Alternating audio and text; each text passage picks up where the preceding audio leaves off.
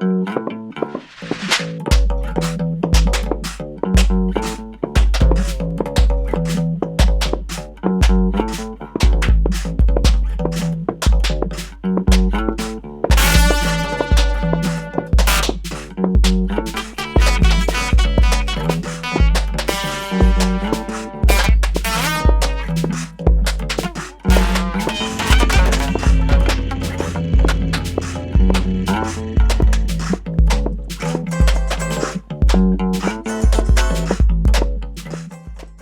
listeners, and welcome to Pop Screen, part of the Geek Show podcast network. We are the Geek Show podcast dedicated to the good, the bad, and the frankly downright puzzling of movies, either starring by or about pop stars. No, the podcast covers such a broad range of musical and cinematic genres, from documentaries to science fiction, from country and western to hip-hop. I'm your host, Graham Williamson. I'm a film critic for The Geek Show. I write inlay booklets for Second Run, write for the British horror website Horrified, and I'm a filmmaker myself. This week, I've been joined by... Ewan and Gleadow, hello. Hey, Ewan, where can people find you? I think find me on Clapper, Cult Following, Spark Sunderland, and Newcastle World. Nice. The disgraced American journalist Jonah Lehrer, stay with me, I can bring it round, was found out by his fellow journalist Michael Moynihan when he inserted into one of his books a quote purportedly by Bob Dylan that Dylan fan Moynihan was aware Dylan never said. This is the pitfall for anyone willing to talk about Bob Dylan in public, that even if you're not actively making up quotes like Lehrer did, you are still going up against the most frighteningly obsessive fan base in all of popular music, armed in my case with a tranche of opinions along the lines of, I like the one where everyone must get stoned. It's a nice tune. So one of the conditions for doing a Bob Dylan episode had to be that I had to, and this is not a tall order, but I had to be paired with a co-host who knew more about Bob Dylan than I did. And just to drop us in at the deep end, we decided to make our Bob Dylan film not Pat Garrett and Billy the Kid. Oh, no. Not even Masked and Anonymous, although that is completely incomprehensible. But Todd Haynes' I'm Not There, a biopic of Dylan that presumes so much prior Bob Dylan knowledge. It is named after a song that Dylan had never released until this film came out. Why did we do this, Ewan? It's, yeah, I mean, I'm quite a big Bob Dylan fan, but even I didn't know I'm Not There was a Dylan song. So it was, until I actually watched it, it like you said, it takes a lot of background information on Dylan to actually get into this. Yeah. And even then, if you know all about Dylan and his life and the 6 variants that are in the film, you're still going to be lost. Yeah. But that is the kind of beauty of it. And I kind of like to think it was intentional, that the unknowable quality of Bob Dylan was the heart of I'm Not There. It's that, I think regardless of what we say about Bob Dylan, what we talk about him and his work, it's inevitably impossible to figure out who he actually is. I mean, given how abstract an interpretation of his life this is, the real Bob Dylan's reaction should not be important, although I think it is worth quoting his one comment on the film in public, which came in a 2012 Rolling Stone interview. He said, and I can't do the voice, so I'm going to do what I imagine Bob Dylan should talk like. Yeah, I thought it was all right. Do you think that the director was worried that people would understand it or not? I don't think he cared one bit. I just think he wanted to make a good movie. I thought it looked good, and those actors were incredible. That's my Bob Dylan. I forgot Bob Dylan was also a plumber from the Midlands. I don't even remember the quote. I was just focused on, oh yeah, Dylan and company. They could fix the boiler. But what was the quote? I thought it was all right. Do you think that the director was worried that people would understand it or not? I don't think he cared one bit. I just think he wanted to make a good movie. I thought it looked good and those actors were incredible. There you go. I think that's as close as a seal of approval you'll ever get from Bob Dylan. I think so, yeah. Yeah, because I don't know if you've seen the Criterion documentary, the Don't Look Back.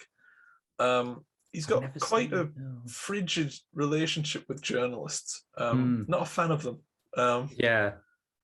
And it kind of surprised me that he'd give a quote on anything, let alone a film depicting 6 different parts of his life in such a...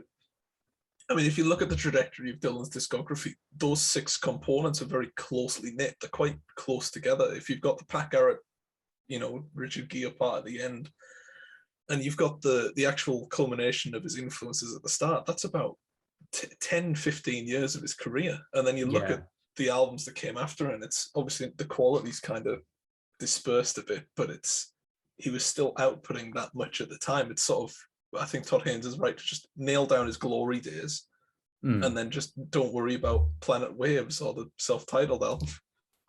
We should probably nail down what those 6 characters are, because I think that's the best way into the film, and the way that I found the most understanding of it is to talk about those characters and what they do represent. Because the first one we get a proper look at, I think, is Woody Guthrie, right? Yeah. Who's played by Marcus Carl Franklin. He's named, obviously, after one of the major folk singers who came before Dylan. He's black, he's hopping across trains across the Midwest, and he's taken in by various sort of hobos and drifters and black families from the South and the Midwest. And I guess that's itemizing the stew that Dylan came from, right? That's looking at folk culture, looking at the aftermath of the Depression and the boom in folk music that came from that. It's that those segments are kind of, they're very well acted by Franklin, and I think the strongest aspect of them is that they do look into his influences. They do look into sort of the period that essentially culminated in what his musical sound would be. It was the world around him at the time, what he wanted to say about it. It's all there, and I think it's surprisingly clear in how it's presented. Haynes is very keen to get to grips with what influenced him, despite going down different avenues of those other characters at the same time as dispelling all this information. I think it's probably the best way of doing it, really, to give you the background of Bob Dylan. It's, you're seeing stuff like Walk the Line, where you're actually living those moments. In this instance, it works better to just have someone tell you it, just very quickly. Oh, these are my influences. This is what was happening at the time.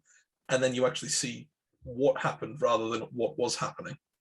And there's also the thing that some of what inspired Bob Dylan was not stuff he directly lived through. You look at the early albums in particular, there's a lot of songs about civil rights on there, but, Dylan wasn't black. He wasn't even from the South. He has no sort of personal experience that you can use as there's the key moment in a standard biopic. So it makes sense to allegorize them in this way, I think. Yeah, definitely. I think it works pretty well. My biggest sort of worry for the I'm Not There was that I didn't think having 6 different iterations of Bob Dylan in what is essentially about 2 and a bit hours would work. I thought it would just be a mismatched sort of car crash of just different ideas and different people overlapping each other.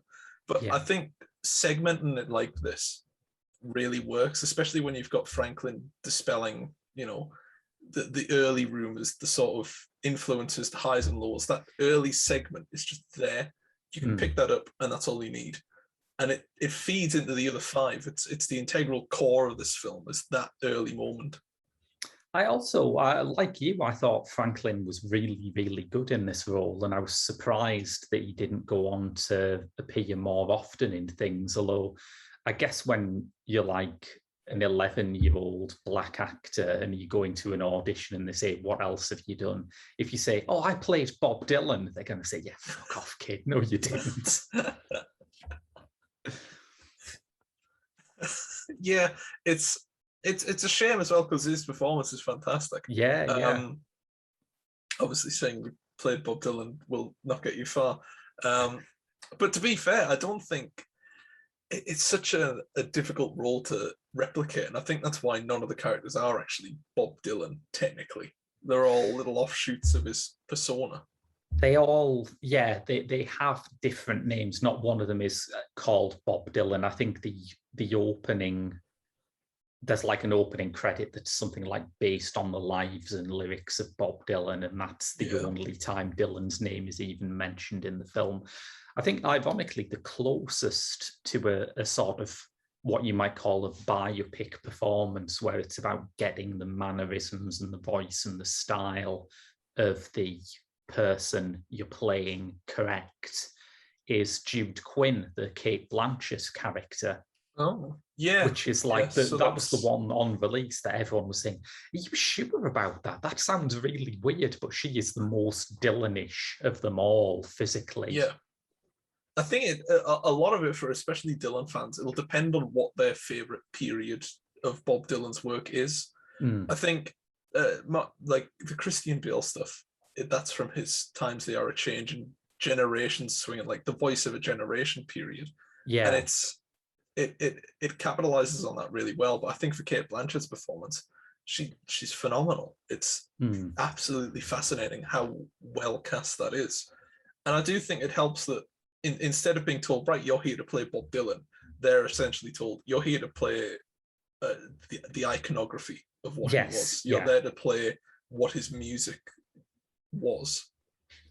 And I think maybe the reason why Blanchett as Quinn is closer to Bob Dylan in, voice and clothes and physique is because this was the era in which Dylan was more of a celebrity, when you had things like Don't Look Back being made before he started to like retreat as much as he could from the press.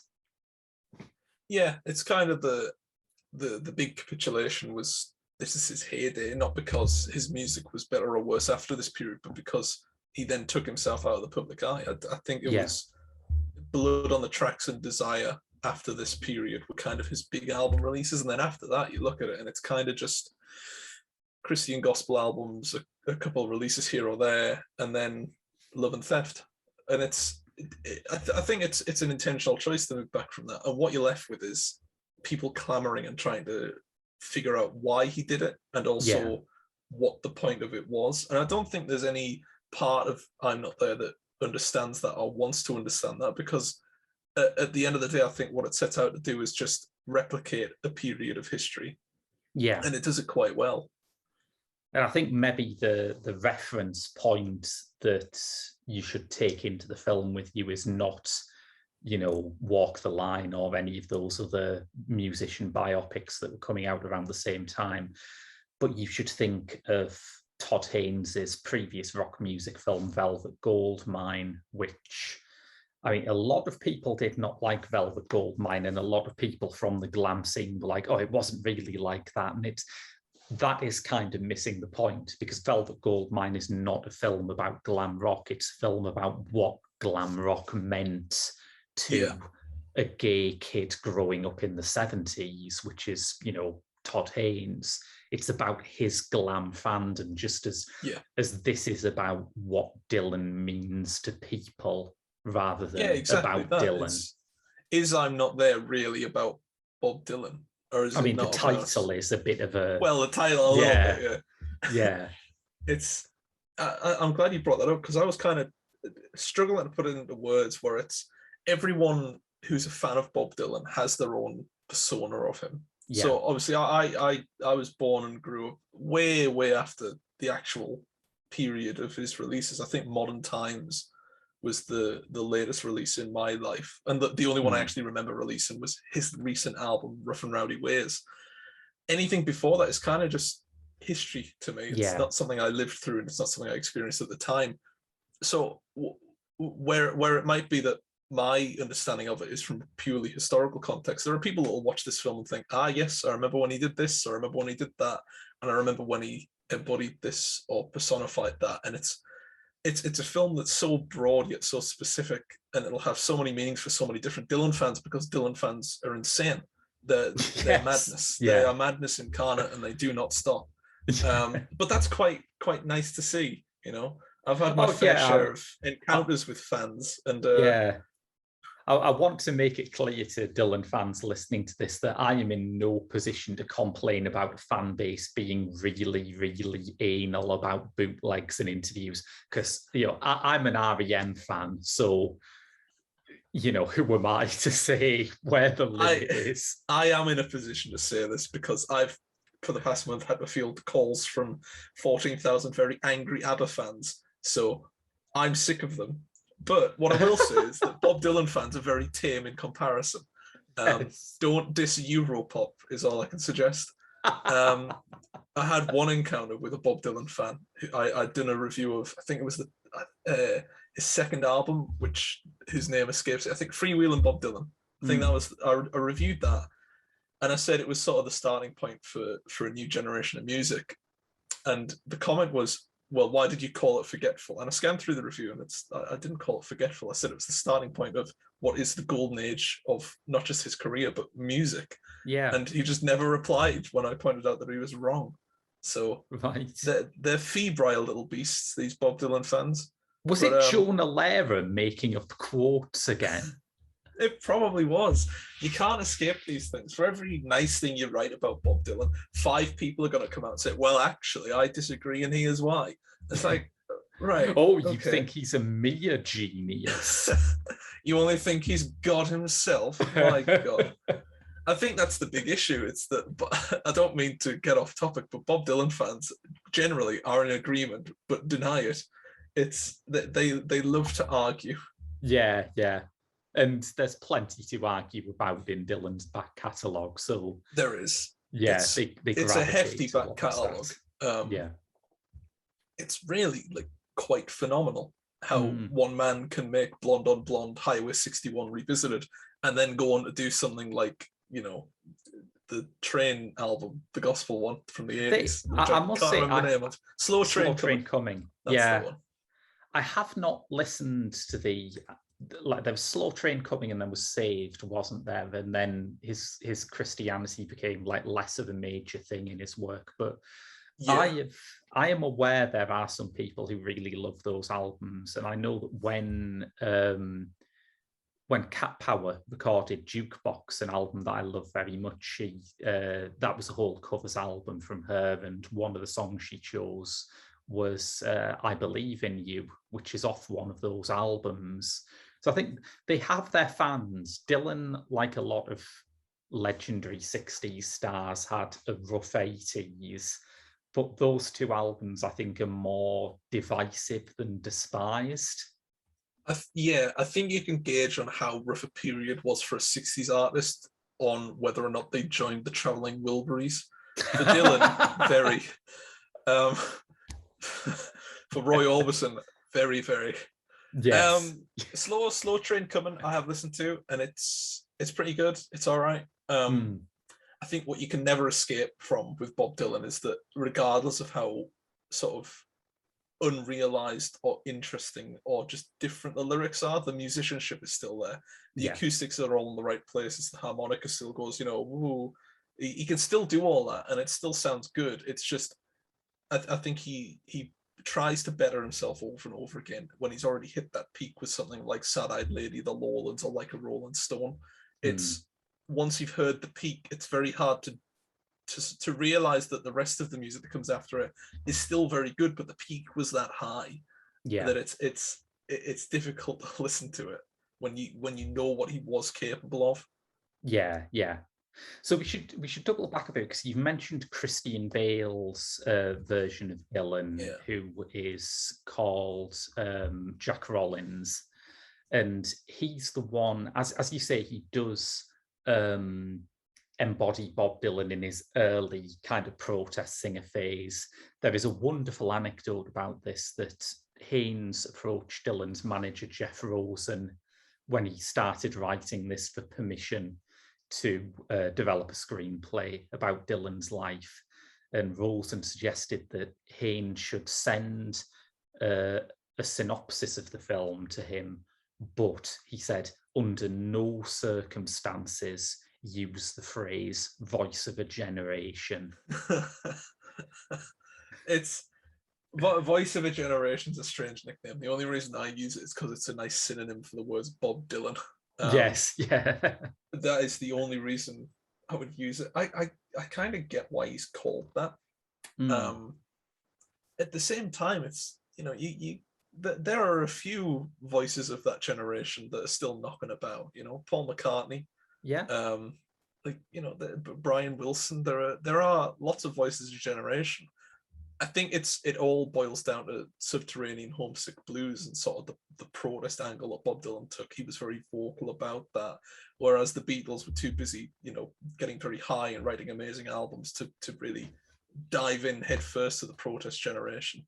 There is a lovely anecdote about Dylan meeting the Beatles, which is faithfully reproduced in this film, by the way. That's exactly what it looked like if you've watched I'm Not There. But there is great anecdote about Dylan hearing You've Got to Hide Your Love Away, hearing John Lennon play that to him. And that is one of those like mid-period Beatles songs where you can tell they've been listening to a lot of Bob Dylan. And Dylan said afterwards, yeah, I get it. You don't want to be cute anymore, which is so great. I mean, going back to that voice of a generation thing, he kind of influenced almost everyone. He's one of the very few artists that you can point to and say that this has been an influence on essentially the foundation of music. It's Bob Dylan, the Beatles, and a couple others. Yeah, who have genuinely rattled the cage of what is expected and what is allowed as an artist.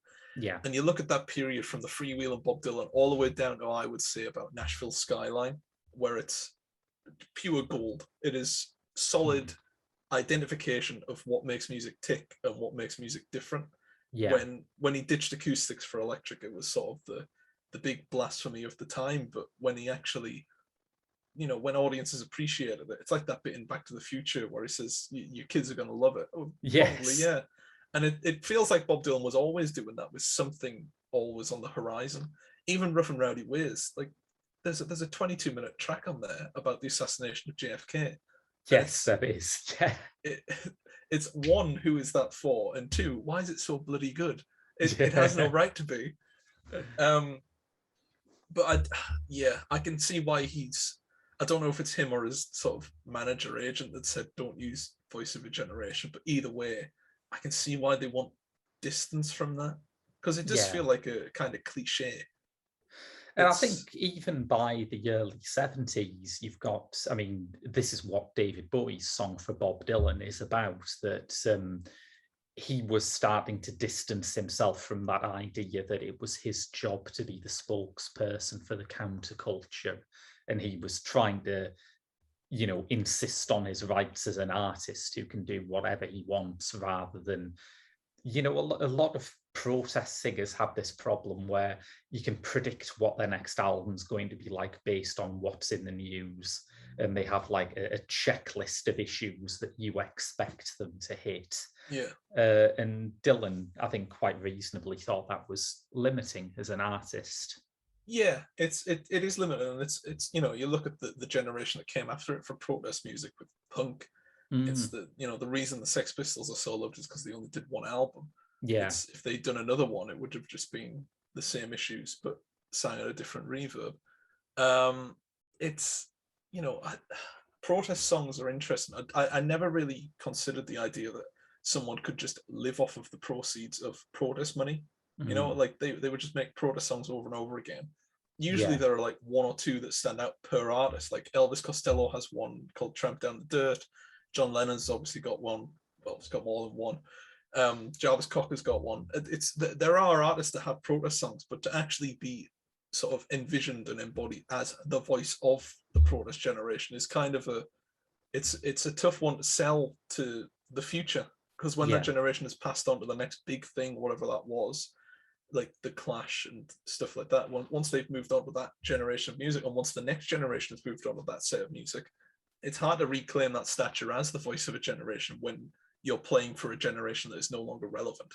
I think it's one of those reputations that you have to dismantle yourself rather than wait for people to decide that you no longer fit it, because that's fatal.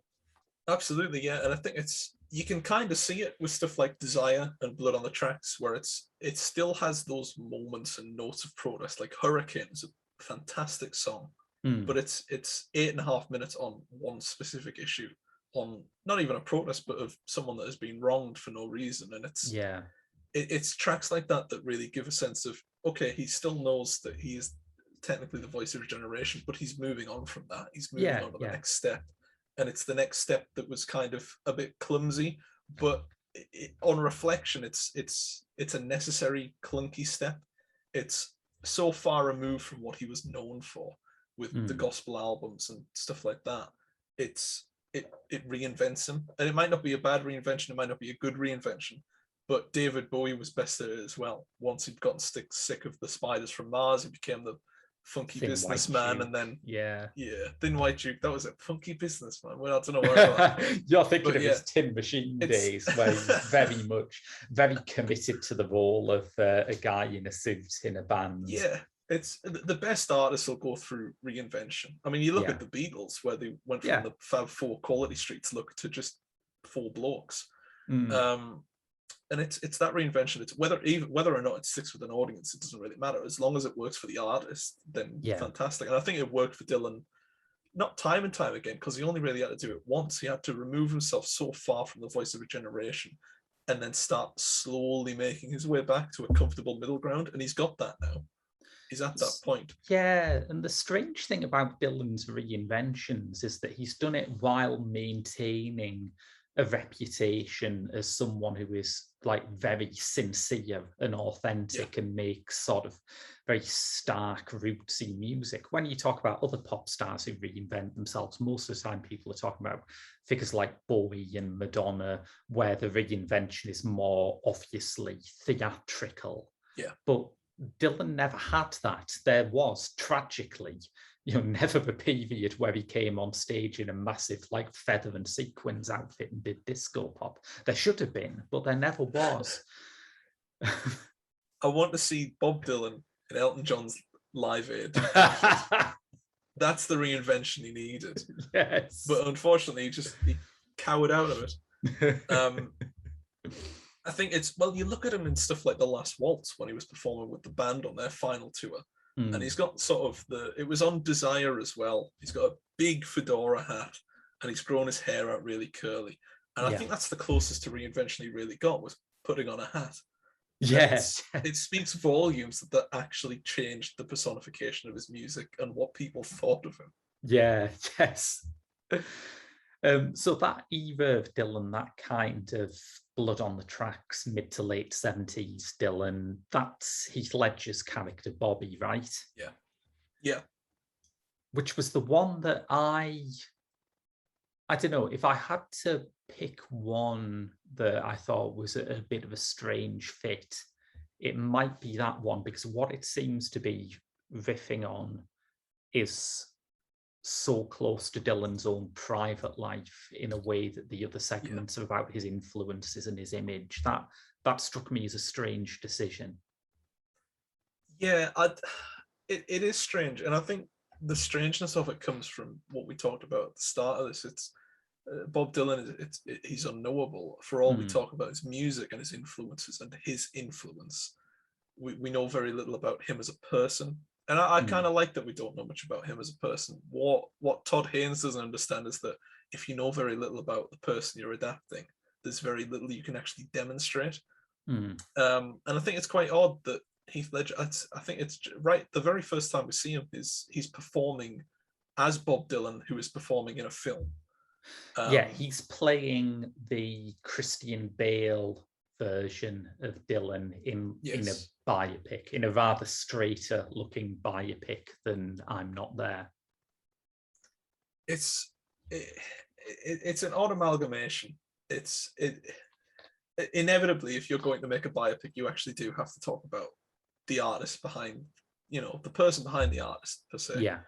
What the difficulty there is that nobody has ever really thought about who Bob Dylan is behind the artist, and if they have thought about it, they've gotten nowhere because there's very little. We know about the Joan Baez stuff, we know about the Johnny Cash influences and their work together, mainly because it's on the album, mainly because you can read the lyrics into it. I think it was after Blonde on Blonde came out, he talked about that album and was kind of in reflection 20 years later saying, oh yeah, that was quite a biographical album for me. I didn't realize it at the time. But yeah, a lot of that is related to me. So how do we know what relates to him when he doesn't know what relates to him? He's writing music about God knows who. Yeah, I mean, everyone says Blood on the Tracks is a really autobiographical album, but in Chronicles, Dylan's autobiography, he says it was mainly like he'd been reading a lot of Chekhov and he wanted to do an album of these little domestic dramas, which I'm not sure whether I believe that. It seems a remarkable coincidence that he decided to do that just as his marriage broke up, but still. It's what we call, well, not a happy coincidence, but certainly a coincidence. Yeah. I think I do want to read Chronicles because it does seem quite interesting. It's sort of just getting it from the horse's mouth seems to be the easiest way to go about, just dissecting artists' lives.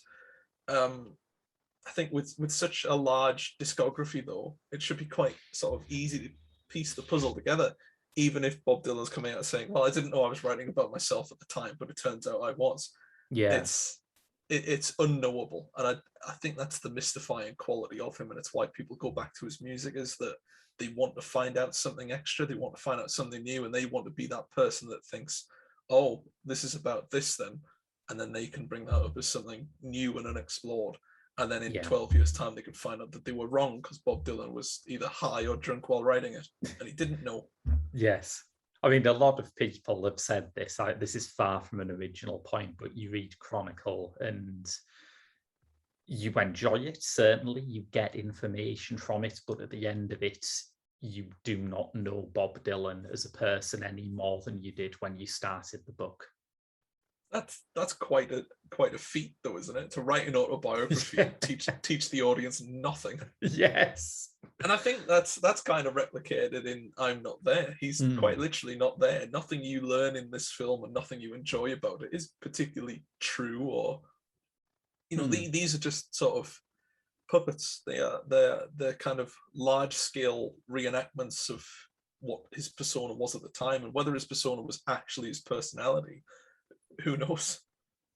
Yeah, I mean, Haynes said of the Robbie Clark section, the Heath Ledger section, that the marriage is also, in its dissolution, is also a parallel for the Vietnam War, which I think is great. I have a great soft spot for going back into history and finding events that are unconnected but feel like they are weird omens. And I guess if you're a young kid whose life is changed by listening to the freewheeling Bob Dylan when it's released, and 10, 15 years later, your hero's going through a lengthy divorce and you're seeing people being airlifted out of Saigon, you don't have to have like a supernatural worldview to think this is the absolute death of the last decade. This is the death of all that potential. Yeah. And I think that speaks volumes, not just to how powerful a public persona and a writer that Bob Dylan is, but just art in general. How you can subconsciously connect a world event with something that big. The fall of Saigon being connected to Bob Dylan's work. It doesn't strike me as strange. It strikes me as sort of people from that generation are piecing two things together. Not because they want there to be a connection, but because they feel there is, just from a perspective of they're living through it. And that's sort of, on the one hand, you've got an awful tragedy, and on the other hand, you've got something to cope with and to realize it through. Yeah. Well, there are two Dylans in the film that we haven't mentioned yet. The one who gets the least screen time, I think, is Ben Whishaw as Arthur Rimbaud, who is named after the 19th century poet who Dylan has cited as an influence, but talks in, I think, a very Dylan-esque fashion, I would say. Like, Yeah, he at one it's point, when he's accused of fatalism, he says, "I'm not fatalistic. Bank clerks are fatalistic," which I'm not going to be Jonah Lever here. I'm not going to say that is definitely a Bob Dylan quote, but man, it feels like it could be. I think Ben Whishaw gets like the short end of the stick at times in this because he hasn't got much screen time. But you look at the scenes he's given, and they're fantastic. They're just sort of it's the upmarket Bob Dylan fan who believes every word he says is poetry and gospel. And it's adapting that, but also taking the piss a bit, where it's saying, "Oh yes, everything that came out of his mouth was gold. Any utterance from him was just the next generation, the voice of a generation." And it's nice to see that they play around with that, or the bank tellers thing. Like, that's great. I think it's because Dylan's persona now has exploded to the point of people think that everything he says has meaning behind it. Yeah. It's like the man could ask for a cup of tea and people would think about it. Not because they think it's going to be profound, but because it's something Dylan has said. Yeah. And I think the Arthur Rimbaud stuff, it's really good. Not just because of that, but because Whishaw actually has some decent acting in that, but he actually looks the part, he actually plays the part quite well, despite having, he's competing with Christian Bale and Heath Ledger, who are at the career best in this period. And he still comes out looking relatively strong, despite how little screen time he gets. Yeah, he's always good, Whishaw, isn't he? I don't know if people appreciate that properly, but he's one of those actors where I've seen him in things that haven't worked, but I've never seen anything that hasn't worked because of him. Yeah, he's got an undeniable effective quality to him. He makes shit like Paddington passable. He brings to life that arsehole bear with such enthusiasm. That was not the weak spot in his. He did a fucking whaling movie with Ron Howard, and you're sitting here attacking Paddington. Ron Howard knows nothing. What he is, and he is shit. At least he accepts that. Paddington couldn't accept that because his ego's bigger than the sun. He should be stopped and shot. I don't like Paddington, but I do like Ben Whishaw, so I sat through 2 of those films, and I imagine I'll have to sit through the 3rd. So there's anybody Paddington. Who keeps marmalade in his hat, it just doesn't deserve anything. He pulls his hat off, he's got a nice little marmalade sandwich. I'd slap him, I'd backhand him. Don't get me wrong, I hate marmalade. I'm going on the record about that. But oh no, I like marmalade. I remember watching Come Outside as a kid. Are you? And one of the episodes of Come Outside, they went to a marmalade factory, and it was all about the Spanish would bring us oranges, and then we would turn it into marmalade, and they would be disgusted. And it was that's the beautiful cycle that I was taught by CBeebies. Yeah, I'm on the Spaniard side about this, to be honest. It's oranges that you can spread on toast. It's the next generation, as Bob Dylan was. Marmalade is the Bob Dylan of food. It's expendable. It's forever. Yes. But yeah, that's Whishaw. That's some good Whishaw discussion we've had there. Yes, he's the marmalade of the film. He's the glue that keeps it together. I can't accept using it as food, but using it as glue is completely unreasonable, I think. Using it as a welding paste is acceptable, but to consume it is just madness. Yeah. Richard Gere, though. Yeah, I mean, I don't know about you, but are you surprised to see Richard Gere in this? I think so, and yet, I have seen Richard Gere in some pretty left field films. I've seen his remake of Breathless. I've seen his work with Paul Schrader. I think Richard Gere is such a great movie star. Like, he's exactly what you picture when you hear the word movie star. Yeah. That he can do 1,000 films like this and it'll never stop feeling a bit surprising when he turns up in them. Yeah, because isn't it this time where he's not quite out of favor with Hollywood, because he'd just done Chicago.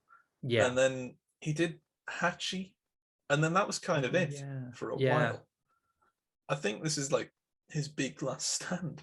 essentially, because you look at his latest credits and they're not the most inspired of credits. He did a film called The Three Christs and stuff like that's his big releases now. Yeah, he seems to be. I guess it's one of those things where as soon as the romantic comedy fell from favor as like a big Hollywood genre, as soon as you stopped getting a situation where a romantic comedy could be in the top 10 highest grossing films of the year, then it was hard for him to really find a spot in mainstream Hollywood. And he does indies now, and you know, some of them are very good. So yeah, fair play to him. And some of them at the dinner. I haven't seen The Dinner. Oh, it's imagine Bob Dylan's words and all of his like febrile thoughts on man and everything, but condensed into just chit chat at the table without the poetic justification of it. It's awful.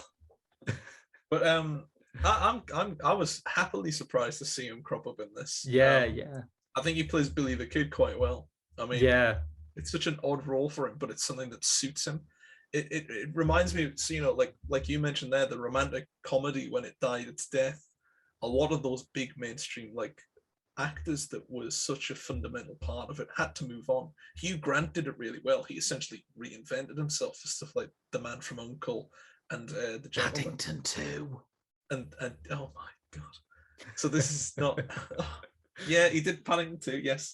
He's morbidly circling the Paddington franchise because you know you're wrong about it. It's a shame he didn't succeed in that film, is all I'll say. I mean, he did a cycle of work where his aim was to kill Ben Whishaw, didn't he? That was his major motivation for quite a while. It's not a bad motivation. I do like Ben Whishaw, to be fair. But yes, I think, you know, a bit like Franklin, I do think Richard Gere gets a bit of a short end of the stick, Whishaw as well. But it's what they do with such a short period of time that's just really impressive. You know, you've got Blanchett, Ledger, and Bale. They're the front three. They're the big three that people are going to go in and think, oh, I know this from The Dark Knight, or I know this from The Dark Knight as well.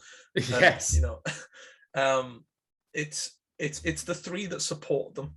They're so integral to how I'm Not There works, because they're the concepts. They are the detail behind the performances, and to separate the two, it works surprisingly well. I think that's a good way of looking at it. Yeah, particularly concerned with how interconnected the scenes with Ledger and Bale were.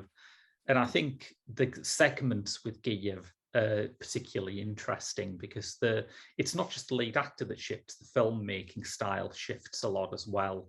The Whishaw and the Blanchett segments are very mock documentary. The segments with Franklin at the start are really lush and lavish and have that kind of almost an old brother, where art thou look at the depression as this faded postcard. But the Gere segments are properly Fellini-esque, aren't they? You are reminded that phrase "old weird America" came from, was it Greil Marcus's review of the Basement Tapes, I think? It's definitely a look at the sort of weird Carnival Roadshow side of Dylan, and it really dives into that. Yeah, I don't think that's touched upon as much as it should be, that the freewheeling Bob Dylan thing. What's it called? The Rolling Thunder Review. Oh yeah.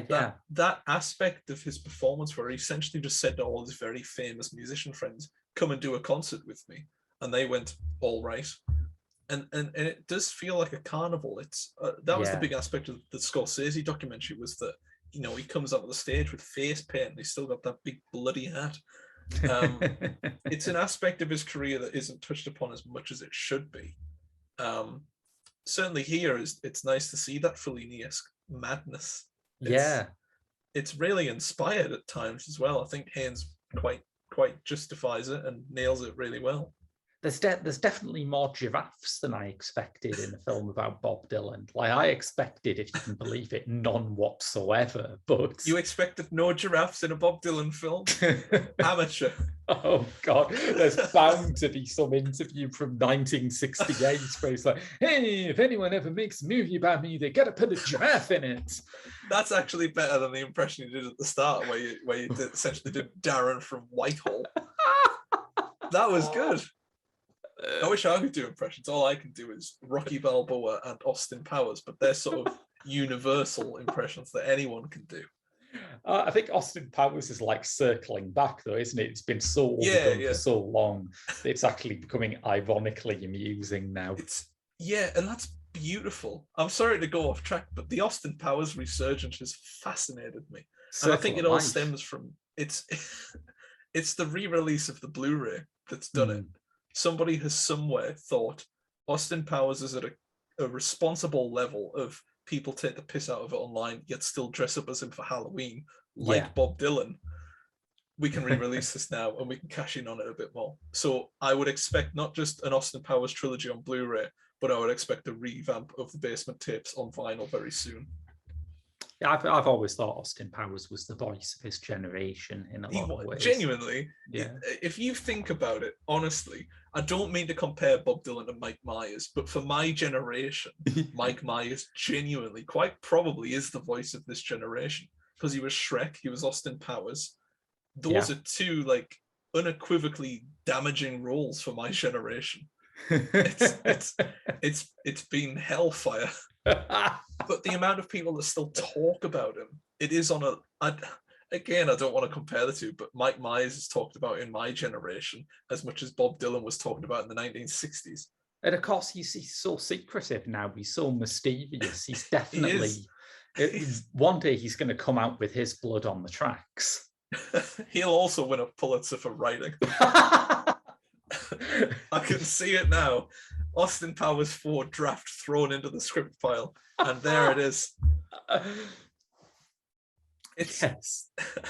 I mean, any great artist should know that if you can convince Michael Caine to be your father in a film, definitely you must be doing something terribly right.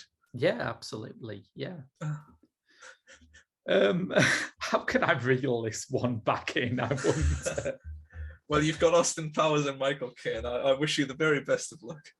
Well, let's talk a bit about performances. You mentioned you enjoyed the Richard Gere performance. I think we both mentioned that we enjoyed the Marcus Carl Franklin performance. Yeah. I think that, like I say, the Cate Blanchett one was the one that impressed people the most at the time. And I get that. I understand perfectly why that is. But looking back, I mean, this is not a transformative performance, the one I'm about to mention. And it's surprising because it's an actor who does a lot of those. But the Christian Bale role, I watched that and I thought, yeah, I'd forgotten how fucking good you are, man. If you watch him in stuff like Ford v Ferrari and The Fighter, just kind of films that have passed by the wayside, they're not up there with The Dark Knight or like Prestige. He does not switch off with how good he is. He can do anything. And I do think it's this performance that personifies that best of all. It's that he can do fucking anything. And it's quite scary that he can. It's a fantastic performance. And I think it's because it's one of my favorite iterations of Dylan.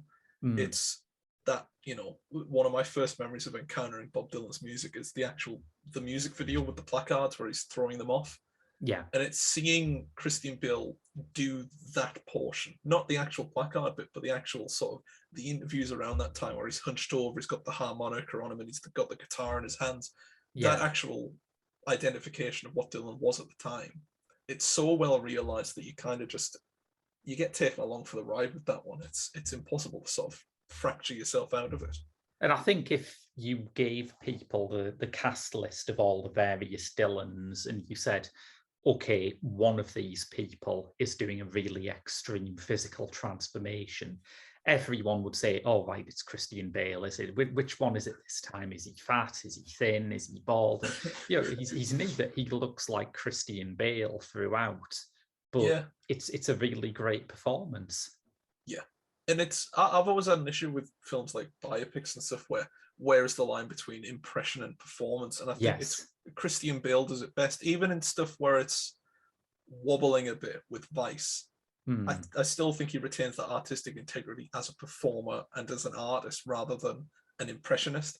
It's very easy to fall into that wayside of just, I'm putting on my Bob Dylan voice. This is me doing a Bob Dylan performance. Yeah. Where Bale actually takes the characteristics of the time. He actually studied the material. He studied the interactions in interviews and he replicates them. Not to impersonate Dylan, but to understand it better.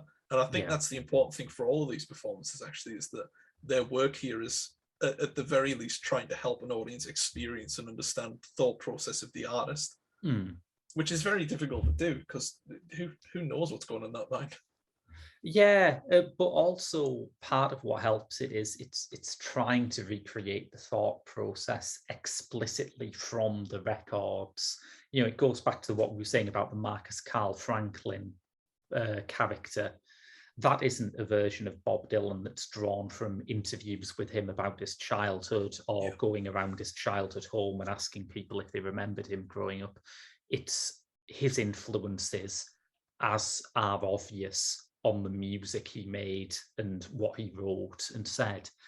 And that's why I think it makes sense that the one character who is trying to look like Bob Dylan is the one woman who plays Dylan, because it means you can have the sort of virtuoso impersonation. You can look at it and say, my God, it really is uncannily, like Bob Dylan, and it is. But the fact that it's a woman means there is still that distance. There is still something reminding you that this isn't the real Bob Dylan, and it's not meant to be the real Bob Dylan. Yeah, I think it's like I said earlier, where it's Francis, Gere, and Blanchett. Those three are so far removed from what we perceive Dylan as. They look nothing like him, really. They are people that are done up in makeup to look like him, but there is still that distance between Bob Dylan and Cate Blanchett and Richard Gere. It's that difference between them that really solidifies their work as more than just, this is what Bob Dylan might have thought of this period. It adds an extra layer to it where it's, okay, this is actually someone performing as someone meant to be Bob Dylan. Because like you said, it's not Bob Dylan. It's really such a confusingly difficult line to manage, where this is essentially a Bob Dylan biopic that never once really wants to interact with Bob Dylan. Instead, it wants to use people as sort of hosts for his embodiment of art rather than who he actually is. Yeah. And barring the Ledger one, I think it's telling that they are all in some way about Dylan's effect on the audience. Blanchett is playing Bob Dylan in the vortex of celebrity. Gere and Franklin are playing imaginary Dylans drawn from his influence. And Bale's Dylan too this was something I couldn't quite fathom, because he is portrayed in another mock documentary segment. So again, it's how people see Dylan. But he is portrayed not just as the early protest era Dylan, but also as the later Christian Dylan.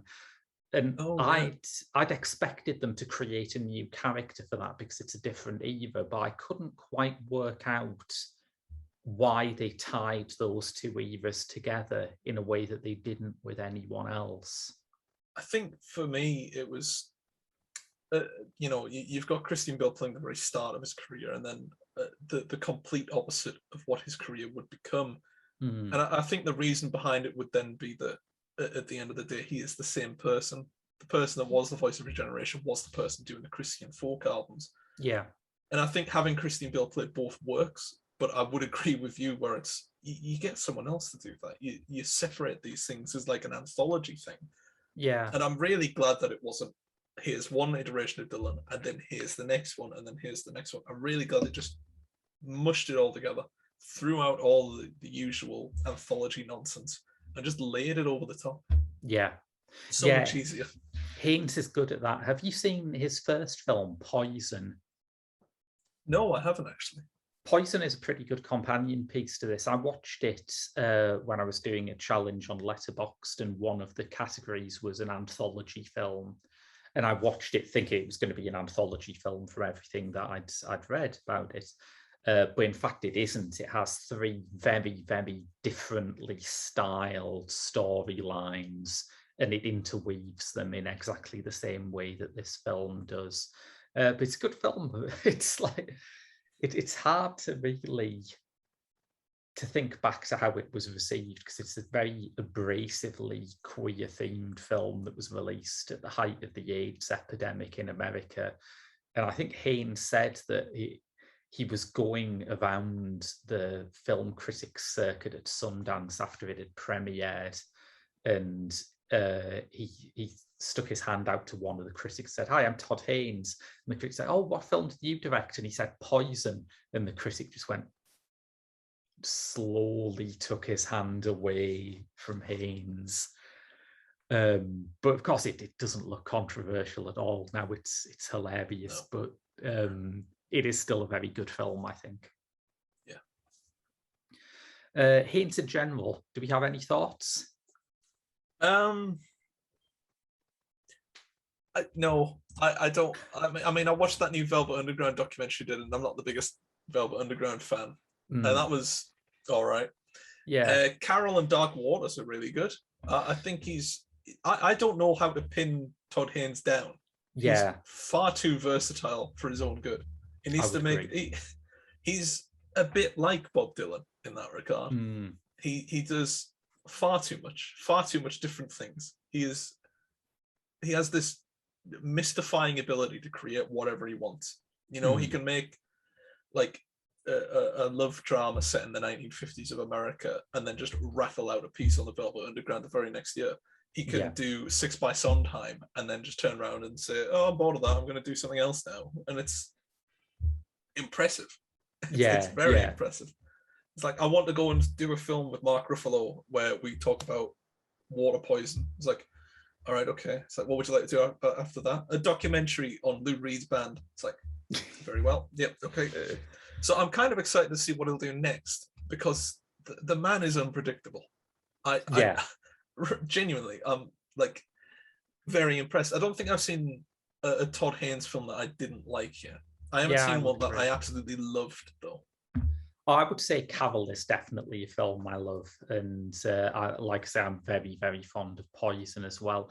I should get around to seeing Dark Water, because my main memory of Dark Water is that it came out in about February 2020, and it was one of like Dark Water and Dido Harding seem to be the only things that actually benefited from the pandemic, because when Dark Water came out, everyone's like, yeah, it's all right, I guess, you know, worth seeing if you get the time. And as cinemas shut down and as the months rolled on without any new films, I just met so many people who were like, I saw Dark Water and it's still in my head. It's really good. It's nice that the destruction of the global economy gave it time for it to be properly appreciated. Yeah, I mean, on the one hand, I've not left my house in about a year and a half, but on the other hand, Mark Ruffalo and Bill Camp are doing some of their best work. I think it's on Netflix now as well. So I think I went to see Dark Waters in the cinema. It was one of the last films I saw in the cinema so far. And I remember being like not blown away by it, but I had the same thoughts that I had for The Frontrunner, that Hugh Jackman political drama, where I thought, this is pretty good, but it's not going to do very well because it's essentially just a sleeper. And Dark Waters has had the Halloween effect of word of mouth and complete boredom has set it on fire. Yes. And it's kind of nice to see, because if anybody deserves it, it's probably Todd Haynes.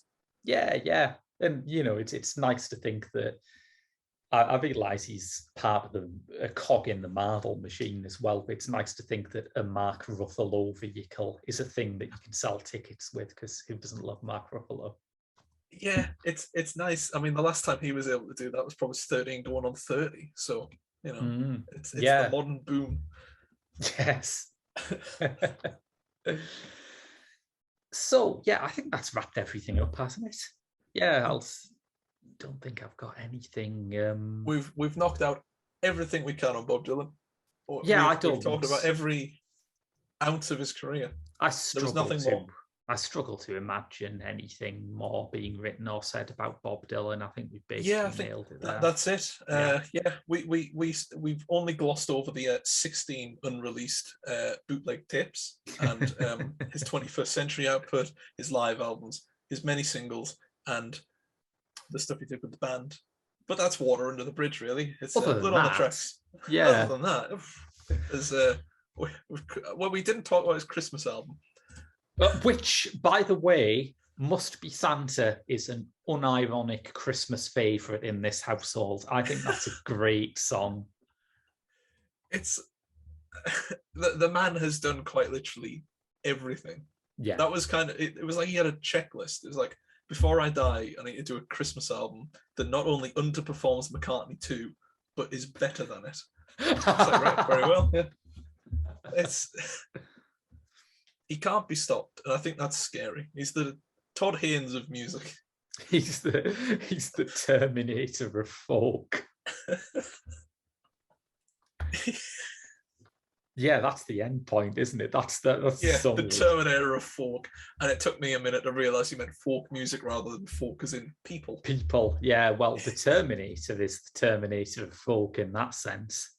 Yeah, I mean, I'd like to see Arnold Schwarzenegger and Bob Dylan do a comeback album. Yeah. Blowing in the Wind or something like that. Lovely. Yes.